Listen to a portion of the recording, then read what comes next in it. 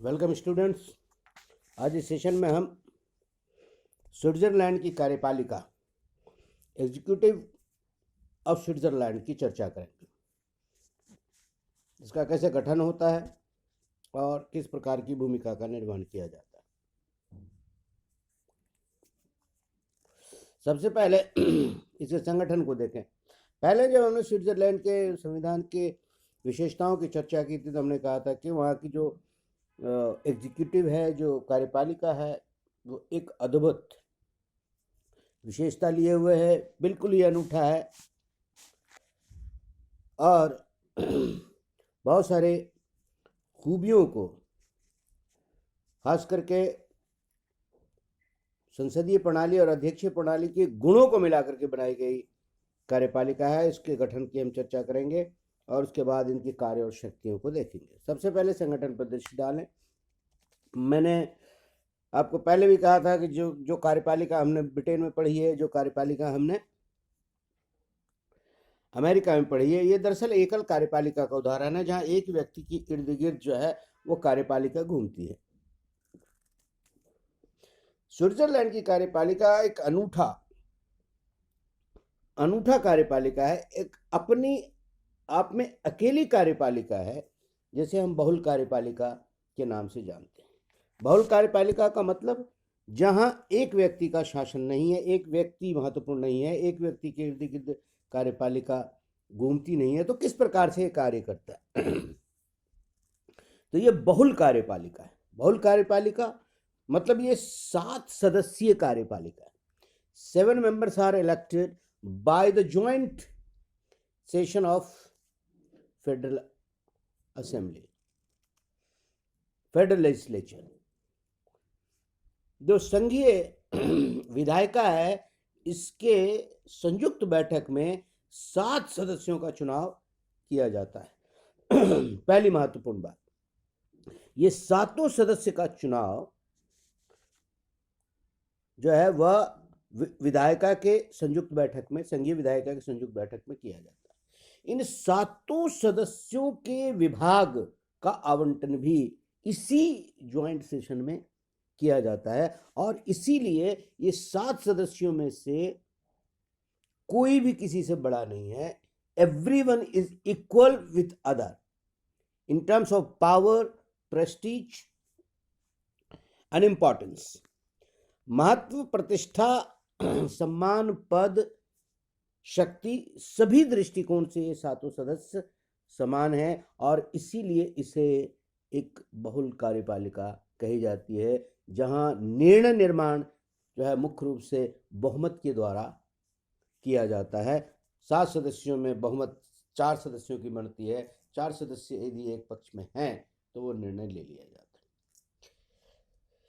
यहाँ पर किसी भी व्यक्ति को, किसी भी कार्यपालिका के सदस्य को किसी अन्य पर प्राथमिकता या वरीयता प्राप्त नहीं है, लेकिन फंक्शनल बेसिस के लिए जो है उसके संचालन के लिए प्रत्येक वर्ष हेतु एक अध्यक्ष और दूसरा उपाध्यक्ष चुना जाता है। यह कार्य भी संयुक्त बैठक, जो विधायिका है उसकी जो संघीय विधायिका है, जो सदनात्मक विधायिका, उसकी संयुक्त बैठक में यह तय किया जाता है और 1 वर्ष के बाद जो उपाध्यक्ष है वो अध्यक्ष और दूसरा व्यक्ति उपाध्यक्ष बनता है और इस तरह से उन 7 व्यक्तियों में सर्कुलर रूप में यह पद जो है वो घूमता रहता है। जो भी व्यक्ति अध्यक्ष है या उपाध्यक्ष है, उसके पास कोई विशेष अधिकार नहीं है, केवल वो औपचारिक रूप से वह बाहर के से आने वाले राजनयिकों का स्वागत करता है, जो है उनको अनुमति प्रदान करता है और बाहर में अपने देश का प्रतिनिधित्व करता है। इसके अतिरिक्त बैठक की अध्यक्षता करता है और कास्टिंग वोट डालता है। इसके अतिरिक्त उसके पास कोई अन्य जो है विशिष्ट अधिकार नहीं है।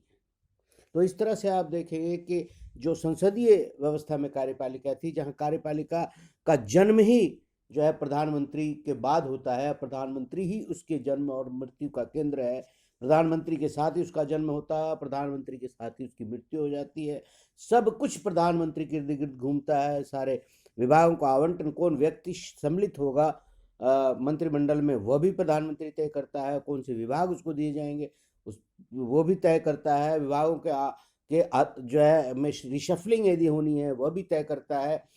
मंत्रिमंडल की बैठक कब होगी यह भी तय करता है। मंत्रिमंडल के बैठक में कौन कौन से मुद्दे तय किए जाएंगे वो भी तय करता है। केवल निर्णय जो है वो मंत्रिमंडल में बहुमत से होता है। तो कुल मिलाकर के जो संसदीय कार्यपालिका में प्रधानमंत्री की भूमिका अत्यंत महत्वपूर्ण है। और उससे भी अधिक शक्तिशाली जो व्यवस्था है कार्यपालिका में एक व्यक्ति की जो भूमिका है वह है अध्यक्षीय शासन प्रणाली में, जहां राष्ट्रपति में ही सारी शक्तियां निहित होती हैं। राष्ट्रपति ही संपूर्ण निर्णय के लिए उत्तरदायी होता है, संपूर्ण निर्णय लेने का अधिकार उसे है। जो उसके साथ जो मंत्रिमंडल है वो मंत्रिमंडल केवल उसके सलाहकार के रूप में काम करते हैं, और उस मंत्रिमंडल में कौन होंगे नहीं होंगे सभी के बारे में निर्णय लेने का अकेला अधिकार केवल राष्ट्रपति के पास है। तो ये दो डिफरेंट भिन्न प्रकार के शासन प्रणाली है, और दो विशुद्ध शासन प्रणालियाँ जो प्रतिनिधि प्रजातंत्र की हैं, इन दोनों में ही जो है कार्यपालिका लगभग एकल कार्यपालिका है, जबकि इसकी उलट और बिल्कुल अनूठी व्यवस्था जो है स्विट्जरलैंड में बहुल कार्यपालिका के रूप में दिखाई देती है। पहली चीज। दूसरी चीज, ये कार्यपालिका बहुल होने के साथ साथ दल रहित कार्यपालिका है। ये किसे, जैसा कि हमने पिछले दिनों जब संसदीय प्रणाली ब्रिटेन की और भारत की जब हम पढ़ते हैं तो उसमें देखते हैं कि प्रधानमंत्री अपने दलों के सदस्यों से ही मंत्रिमंडल का निर्माण करता है। मुख्य रूप से यदि उसे दल में बहुमत प्राप्त है तो अपने दल के सदस्यों से ही, और यदि गठबंधन है तो गठबंधन के सदस्यों से अपने मंत्रिमंडल का निर्माण करता है। सजातीयता उसकी एक महत्वपूर्ण जो है विशेषता है। और सामूहिक जो है उत्तरदायित्व है संसद के प्रति, इसके एक साथ तैरते एक साथ डूबते हैं, तो इसलिए एक प्रकार के कलर की आवश्यकता होती है। होमोजेनाइटी जो है बहुत महत्वपूर्ण विशेषता है। अध्यक्षीय प्रशासन प्रणाली में भी वो अपने दलों के लोगों से ही है। कभी कभी वो किसी विशिष्ट विद्वान व्यक्ति को दूसरे क्षेत्र से भी लाता है, परंतु मूल रूप से वो अपने ही दलों के सदस्यों को जो है विभिन्न पदों पर जो है नियुक्त करता है।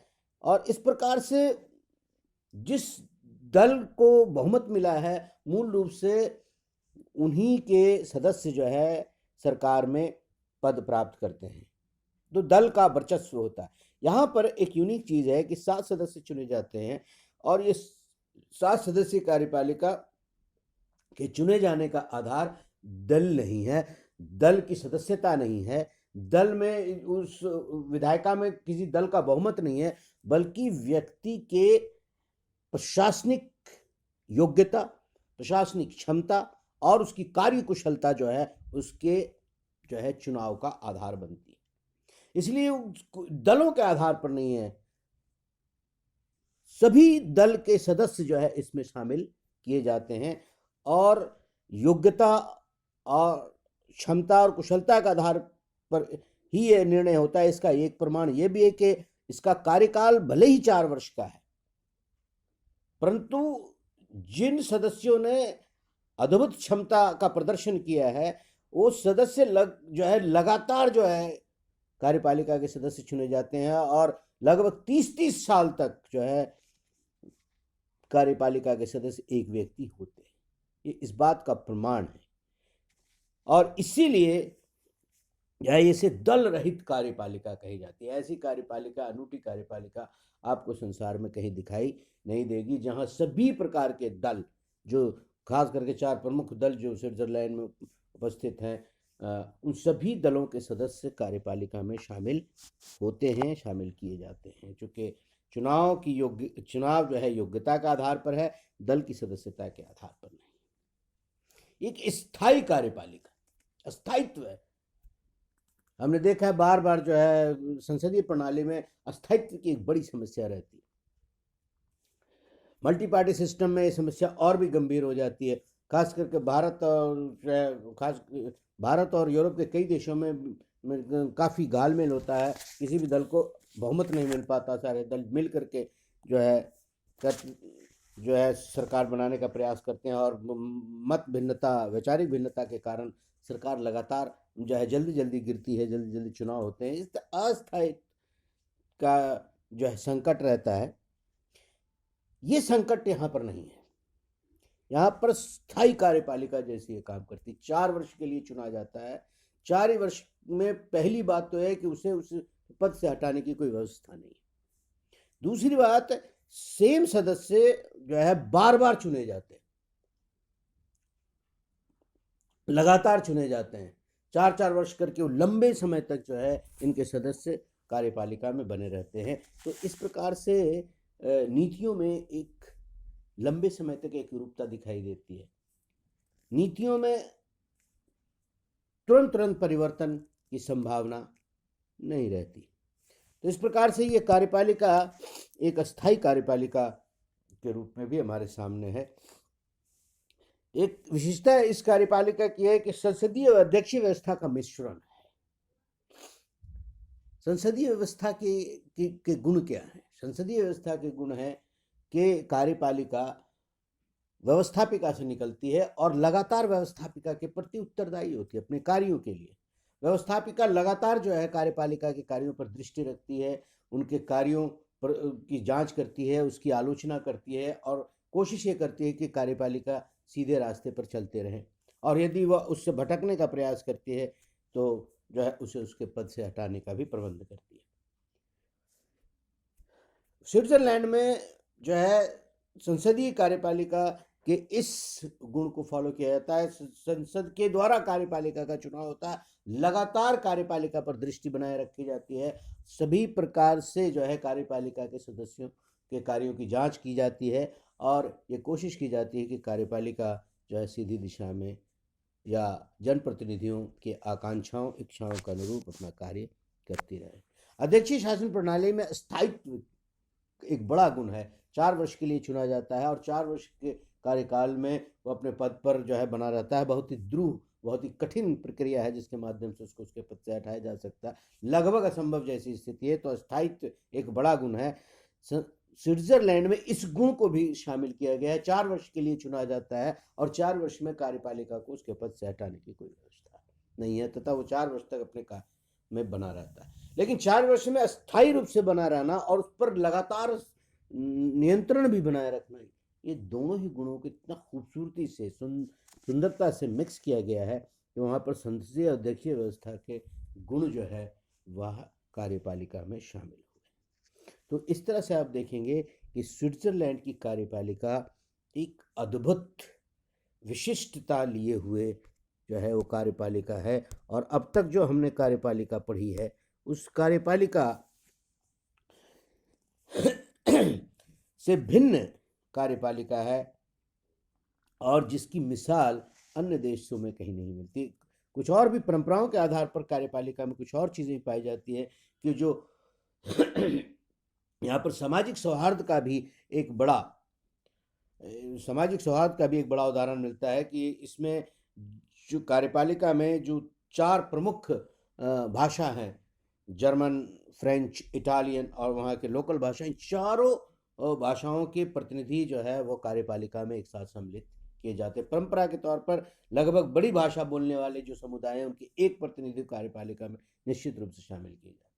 ठीक उसी तरह से जो बड़े बड़े जो राज्य हैं उन राज्यों से कम एक प्रतिनिधि जो है आवश्यक रूप से इसमें शामिल किए जाते हैं। साथ ही साथ इसमें एक और व्यवस्था की गई है करप्शन को दूर रखने के लिए, नेपोटिज्म को दूर रखने के लिए, कि एक साथ 2 व्यक्ति यदि वो बाय जो है मैरिटल रिलेशनशिप और बाय बर्थ ब्लड रक्त से या जो है विवाह से यदि 2 संबंधी हैं तो उन दोनों को एक साथ जो है सम्मिलित नहीं किया जाता है। तो इस प्रकार से स्विट्जरलैंड में वहाँ की विविधताओं को भी कार्यपालिका में समाहित करने का प्रयास किया गया है, जो एक बहुत ही अनूठा एग्जाम्पल है सामाजिक सौहार्द का। तो इस प्रकार से स्विट्जरलैंड की कार्यपालिका की बहुत सारी विशेषता है। अब दूसरा पक्ष जो है कि वो कार्य क्या करती है। जैसा कि अन्य देशों में हमने ब्रिटेन की कार्यपालिका देखी थी, हमने जो है अमेरिका की कार्यपालिका देखी थी, ठीक उसी प्रकार से यह कार्यपालिका भी जो है उन सभी प्रकार के कार्यों को करती है जो अन्य जगह कार्यपालिका का दायित्व होता है। सबसे पहले कार्यकारी जो है शक्तियाँ कार्यकारी प्रधान के रूप में देश में कानून, संविधान और अंतर्राष्ट्रीय समझौते इत्यादि को लागू करने का, क्रियान्वित करने का कार्य दायित्व जो है यहाँ की कार्यपालिका पर कार्यकारी अधिकार होने के नाते उनके पास विशाल नागरिक प्रशासनिक तंत्र होता है, जिसके माध्यम से वह देश के कानून, संविधान और अंतर्राष्ट्रीय समझौते जो है उनको धरातल पर लागू करने का काम करती है। इसके लिए विशाल विशाल प्रशासनिक तंत्र के जो पदाधिकारी हैं उनकी नियुक्तियां करने का भी दायित्व जो है इस कार्यपालिका पर। कार्यपालिका लगभग पूरे देश में अपने कार्यकारी दायित्व का निर्वहन करने के लिए प्रशासनिक जो तंत्र हैं उन प्रशासनिक तंत्र के प्रमुख अधिकारियों की नियुक्ति करता है तथा उसके पद से हटाता है, उसके कार्यों पर निगरानी रखता है। ये एक महत्वपूर्ण काम है और इस तरह से यहाँ भी कार्यपालिका प्रमुख नियोक्ता के रूप में हमें दिखाई देता है। तीसरी चीज, देश के संबंध में जो है, चाहे वो सामाजिक हो, चाहे आर्थिक हो, चाहे राजनीतिक हो, नीतियों के निर्माण में कार्यपालिका की अहम भूमिका होती है। हालांकि यहाँ पर प्रमुख निर्णय जो है नीतियों के संदर्भ में निर्णय निश्चित रूप से वहाँ के विधायिका के समक्ष रखने होते हैं और विधायिका जो है यदि बहुत महत्वपूर्ण कोई बदलाव करना चाहती है तो विधायिका उसे पारित करने के बाद नागरिकों की स्वीकृति के लिए भी उसके समक्ष रखती है। तो प्रमुख नीतियों का निर्माण जो है वह यहाँ की कार्यपालिका का दायित्व है। इसी तरह विदेश नीति के निर्माण का कार्य हर जगह कार्यपालिका अपने देश की नीतियों दूसरे देश के संदर्भ में तय करती है। दूसरे देश के साथ किस तरह के संबंध होंगे, किस प्रकार के समझौते होंगे, एक देश या बहुत मल्टीलैटरल लेवल पर बहुत सारे अन्य राज्यों के साथ किस प्रकार के समझौते में उन्हें शामिल होना है या नहीं होना, इन सभी के संदर्भ में कार्यपालिका का निर्णय अंतिम होता है। कार्यपालिका द्वारा निर्णय लिए जाने के बाद उससे जो है विधायिका की स्वीकृति की आवश्यकता होती है। तो इस प्रकार से कार्यपालिका अपनी जो है स्विट्जरलैंड में कार्यपालिका भी अपनी विदेश नीति का जो है अंतिम हस्ताक्षर है। विदेश नीति का संबंध में निर्णय लेने का अंतिम अधिकार से प्राप्त है। कार्यपालिका के अन्य दायित्व के रूप में वो आंतरिक और बाह्य सुरक्षा की भी जिम्मेदारी निभाता है। आंतरिक और बाह्य सुरक्षा के लिए उनके पास पुलिस बल और सैनिक बल होते हैं। इन पुलिस बल और सैनिक बल के प्रमुख अधिकारी की नियुक्ति करता है, उसके कार्यों पर दृष्टि रखता है और समय आने पर जो है सेना को किस प्रकार से इस्तेमाल किया जाना चाहिए इस संबंध में निर्णय लेता है। युद्ध की स्थिति में मुख्य रूप से जैसा कि हम जानते हैं कि स्विट्जरलैंड को अस्थायी रूप से सदस्यता प्रदान की गई है। यूरोप में जो अब तक युद्ध हुए हैं उन युद्ध से इन्हें मुक्त रखा गया है, लेकिन फिर भी जो है राष्ट्र की सुरक्षा का जो दायित्व है, राष्ट्र की सुरक्षा के लिए जो सैन्य तंत्र है उसके संचालन का अंतिम दायित्व जो है वो कार्यपालिका पर है और उसकी सफलता का श्रेय भी उन्हें मिलता है और विफलता के लिए उनकी आलोचना भी उन्हें ही सहनी पड़ती है। एक और प्रमुख दायित्व है कि वो कैंटन के संविधान के बारे में निर्णय लेता है, संवैधानिक प्रस्ताव का निर्णय लेता है। यदि कैंटन के संविधान संघ के संविधान के मूलभूत जो सिद्धांत हैं उसके अनुरूप है तो निश्चित रूप से उनके संविधान के संदर्भ में जो प्रस्ताव हैं उन प्रस्तावों को मंजूरी देता है। यदि संघ विदेश से यदि कोई कैंटन विदेश के साथ कोई समझौता करना चाहता है तो ऐसे प्रस्ताव पर भी जो है वह उसकी समीक्षा करता है और उचित अनुचित जो है निर्णय लेकर के जो है उस संदर्भ में वह कैंटन को निर्देशित करता है। साथ ही कैंटन कार्यपालिका के प्रमुख भूमिका यहाँ पर है कानून निर्माण में। कानून निर्माण मुख्य रूप से विधायिका कार्य है। विधायिका के दोनों सदन जो है कानून निर्माण में या संशोधन में भाग लेते हैं, परंतु प्रस्ताव जो है रखने का अधिकार स्विट्जरलैंड में अधिकतर प्रस्ताव जो है कानून के वो कार्यपालिका के द्वारा ही तैयार किए जाते हैं। कार्यपालिका के सदस्य उपस्थित होकर के उन जो है प्रस्तावों को सदन में पेश करते हैं, उसके परिचर्चा में भाग लेते हैं, परंतु उसमें उन्हें वोटिंग का अधिकार नहीं है। लेकिन वो सुनिश्चित करने का प्रयास करते हैं, अपने पक्ष को रखने का प्रयास करते हैं और ये सुनिश्चित करते हैं कि सदन के द्वारा उसे पारित करा जाए। एक बहुत बड़ी जिम्मेदारी है कानून निर्माण के समय। ठीक ऐसा ही कार्य बजट के संबंध में भी करती है। कार्यपालिका के अपने कार्यों को करने के लिए निश्चित रूप से वित्त की आवश्यकता होती है और वित्त पर जो है नियंत्रण विधायिका का होता है, परंतु विधायिका से स्वीकृति प्राप्त करने के लिए जिस दस्तावेज की आवश्यकता होती है वो है बजट।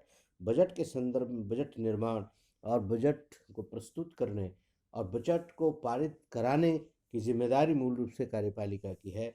पारित हो जाने के बाद उसके कार्यान्वयन की जिम्मेदारी भी जो है वो कार्यपालिका की ही है।